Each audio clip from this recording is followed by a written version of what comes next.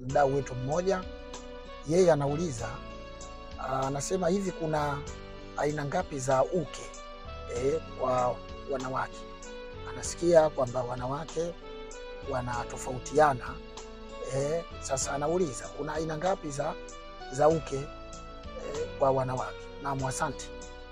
Asante sana ndugu mdau kwa swali lako. Kwanza ni kweli kutoka mwanamke mmoja mpaka mwanamke mwingine wanakuwa ni tofauti kimaumbile. Mwanamke mmoja mpaka mwanamke mwingine wanakuwa ni tofauti kimaumbile. Kwa hiyo hata maumbile haya kuwa tofauti ndiyo yanayopelekea wataalamu waseme kwamba kuna aina tofauti za uke kutokana na aina za kimaumbile.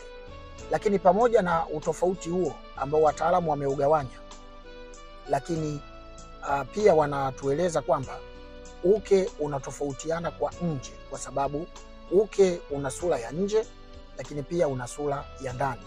Kwa hivyo hizi aina za uke zinatofautiana kwa ile sura ya nje na wala sio sura ya ndani, wala sio ile picha ya ndani na maumbile yale ya ndani. Wataalamu wanasema mara nyingi maumbile ya ndani katika uke kutoka mwanamke mmoja mpaka mwanamke mwingine yanafanana. Haya maumbile yanafanana, lakini kwa nje ndio kunakuwa na tofauti. Wanasema wataalamu kuna aina tofauti 24 za uke ambazo zipo mpaka sasa. Tafiti imeonyesha hivyo, zilizogundulika mpaka sasa ni 24, lakini ni aina 6 tu za uke ambazo ndio zimekuwa maarufu na watu wengi wanazijua kwa majina mbalimbali zinajulikana. Ni aina 6, na tuseme kwamba kwa haraka haraka ni aina ipi na aina ipi ya uke ambayo mtu anaweza kaoji katika hizi 6 zinaitwaje, majina yake kwa Kiswahili. Ya kwanza inaitwa pazia. Hii ni aina ya kwanza ya uke katika lugha ya Kiswahili, inaitwa pazia. Alafu aina ya pili inaitwa falasi. Aina ya pili wanaita falasi. Hiyo ni aina ya pili. Na aina ya tatu wanasema uvungi, yani uvungu. Hii uvungu kama uvungu wa kawaida. Na aina ya 4 ni tulia. Aina ya 5 inaitwa babi. Na aina ya 6 ama ya mwisho wanasema aina hii inaitwa isiyo kuwa sawasawa, yani kwamba haipo katika aina zote 5, yenyewe ni aina tofauti. Na hizi aina zinatofautiana kwa maumbile ya nje.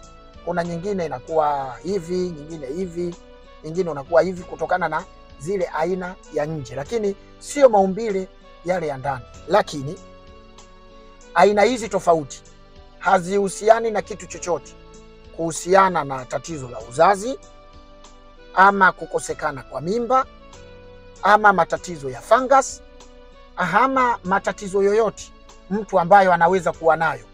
Aina hizi 6 tofauti hii haihusiani na kitu chochote.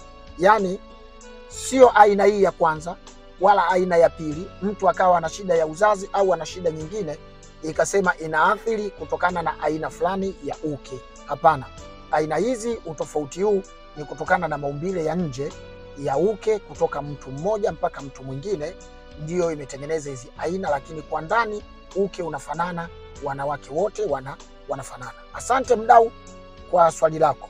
Kama una swali lolote unataka kutuuliza, tuandikie hapo chini nasi tutakujibu swali lako. Sisi ni Kimimbi Herbal Clinic, wataalamu wa tiba mbadala na tiba asili.